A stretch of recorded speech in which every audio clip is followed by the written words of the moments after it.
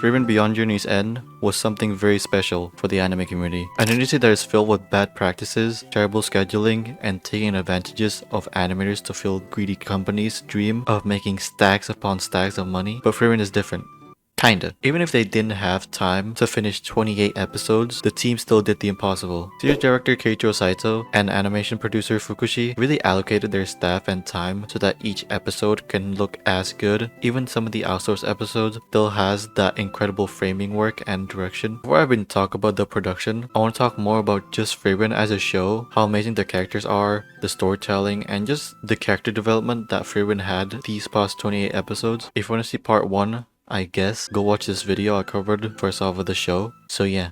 Frieren. In a show about adventure, I think one of the most important things is characters, character dynamics, and interactions. Frieren and Stark are the cutest couples. The way they interact and how they come to understand each other sometimes can lead to sweet moments that you just want to watch and cheer for them. Especially the dance scene. Oh my god. I'm like Zine.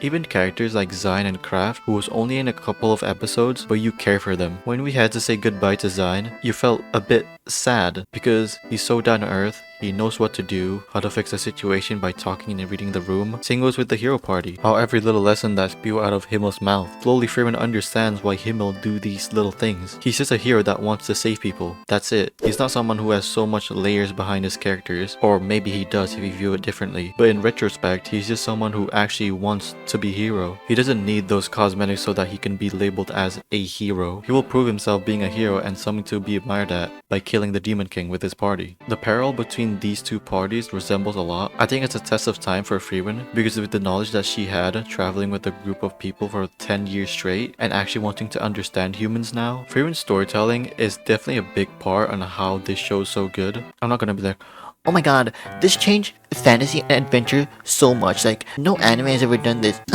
I want to kill my...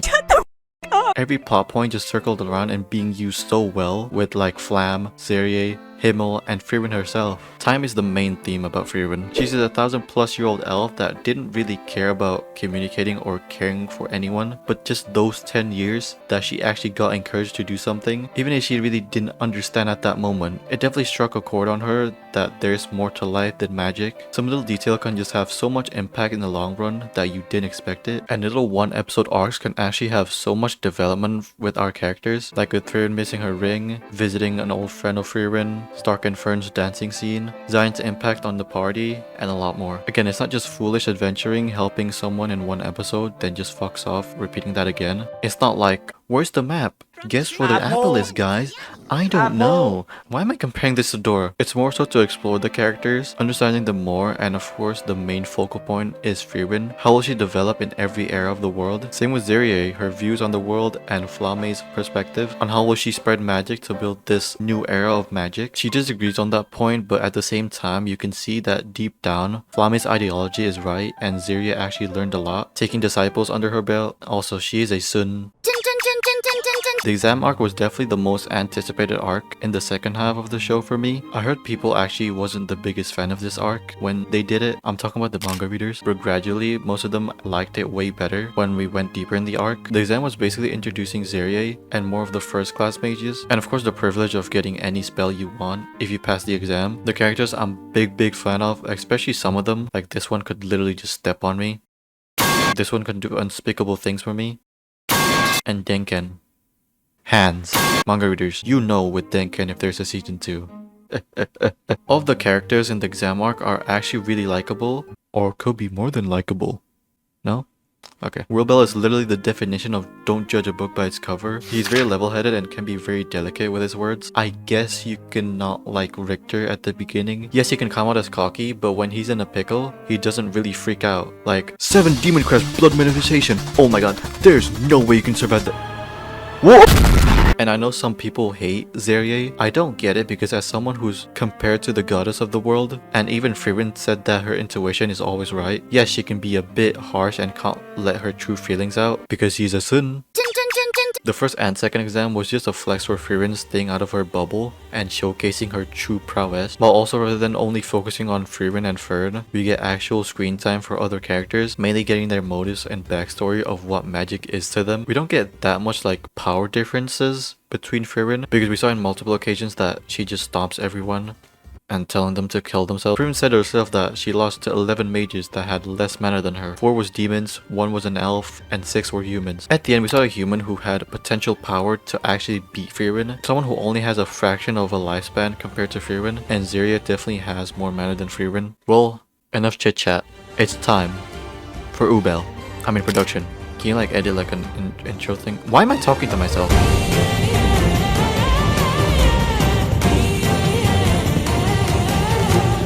The second half of Frieren, I don't want to say they struggled, they probably did behind the scenes. Again, they didn't really have enough time to finish 28 mostly ambitious episodes. Some episodes did get outsourced, like with episode 18, 20, and 22 from my knowledge, but still even late in the production, they still dish out stunning looking sequences and episodes. Evan Cole said in a tweet that he started composing Frieren 2 years ago. I'm not saying that's how long the schedule is. There's a lot of other factors than just that. Pre-production and the director Keiichiro Saito working on Bochi, which didn't really spare any time. Episodes were finished a day or two before airing. For Frieren, they had to allocate the staff and time focusing more on the other arcs, like with the second exam. Of course, in today's age in the anime industry, Frieren definitely had a better schedule. The second exam definitely had more of the resources and time put into it, but they had to sacrifice the first exam besides episode 21 by Keiichiro Saito himself. It's impressive that they did some beautiful looking episodes that used the core staff. You can disagree, but I think Frieren is not a wide industry gathering. Maybe scratch the word wide. It's not succeeding because you have different leading directors for every single episode. Yes, some concretive episodes had industry leading animators or young talented animators, but the main factor on why Frieren looks so good is the core staff. Having an upcoming young director, Keiichiro Saito, that's not just an amazing director, but also understands how to work around a schedule that is not enough to produce 28 episodes. Action director Toru Iwasawa, that basically corrected and supervised most of the action scenes that needed it, even in the lower priority and sometimes in the higher prioritized episodes, while also storyboarding some of those episodes. Character designer Reiko Nagasawa, pitching in some of my favorite corrections in the series, especially this one.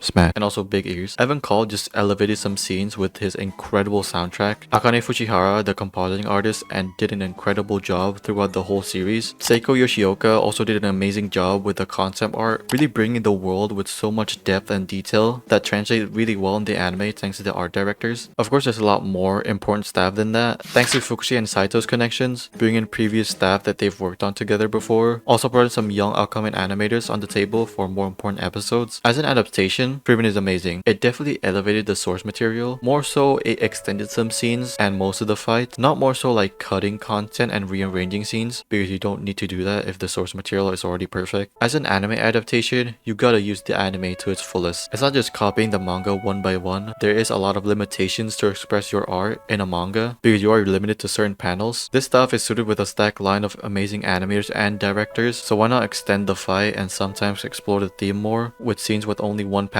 I mean, if an anime is just coloring in the manga panels, then really what's the point? Yes, there's nothing wrong with adapting a manga one by one, but in the medium of anime, you gotta use the advantages of what visuals can do. The standout episodes for me are episode 15, 21, 24, and 26. Yes, some of the other episodes were good. By the way, I'm going from episode 14 and beyond. There's episodes that only peaked in some sequences, not as a whole episode. Granted, most of them were great, directed and storyboarded. The last episode probably had some of the best drawings in the series, and it was very consistent the whole way through. Episode 15, one of my favorite episodes of the series. An episode that was very slice of life-y, but didn't disappoint. Izumi Seguchi that helmed this episode with incredible framing, the storyboards on the dance scene with some nice visual storytelling, and even the action which was very dynamic, backing it with some very talented animators, displaying some of the best character acting in the series, and the standout scene by Myun. Also, I just realized he did this small dance segment too. His ability to make movements so fluid that most people thought it was rotoscope is incredible. He and the series director said themselves that they asked a dancing school to perform the dance as a reference, which is still crazy to me how amazing it looked. It's the same thing as his sequence in Bochi the Rock, which looked rotoscopy, but it's not. Episode 21 was a display of peak effects animation and also direction. Mainly a Kotomori episode, but Keiichiro Saito was co-storyboarding this episode. The effects was masterful, sometimes having very different styles, while accompanying that that with some very dynamic shots, but the climax of the episode was sublime. The direction, the effects, and the music combined for this amazing scene. Episode 24, storyboarded by Daiki Harashima, was an action spectacle with some great dynamic shots and very interesting action boards, especially the Ubel fight. You can feel the heavy strike from both of them, crazy POV shots, background animation, and the effects surrounding them just adds to the atmosphere because of Ubel's version of Dismantle. Also, I love how spacious the background is, and the storyboards get the vibe of the dungeon. Zenze's fight too, she just flying around. Her hair was just everywhere but moves so fluidly, accompanied with some very nice background animation. Harshina also did a lot of key animation for this episode, same with the episode 3 that he storyboarded and directed, animating a bunch of cuts and also did animation directing for some cuts. Episode 26, arguably the best animated episode of the season,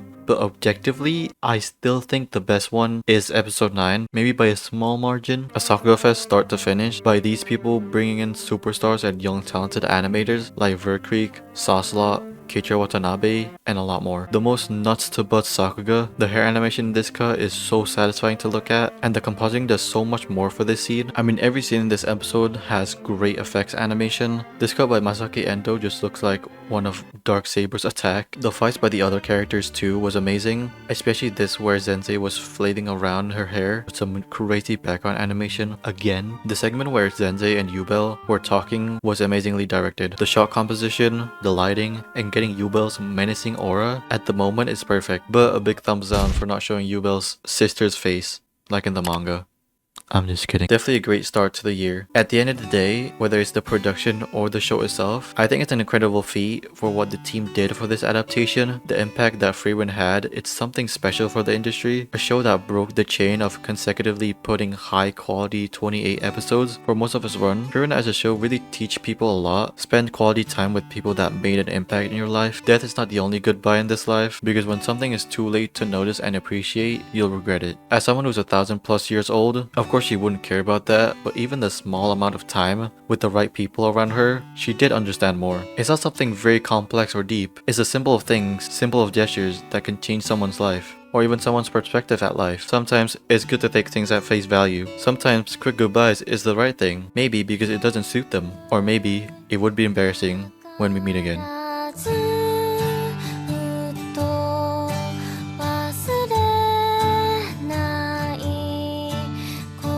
Thank you so much for watching this video. If you like it, leave a like. If you hate it, leave a like. Comment down below what are your thoughts about this video. And yeah, I'm doing this outro because ending it with that montage wouldn't fit it. Yeah, hopefully you guys enjoyed this video. See you guys next time.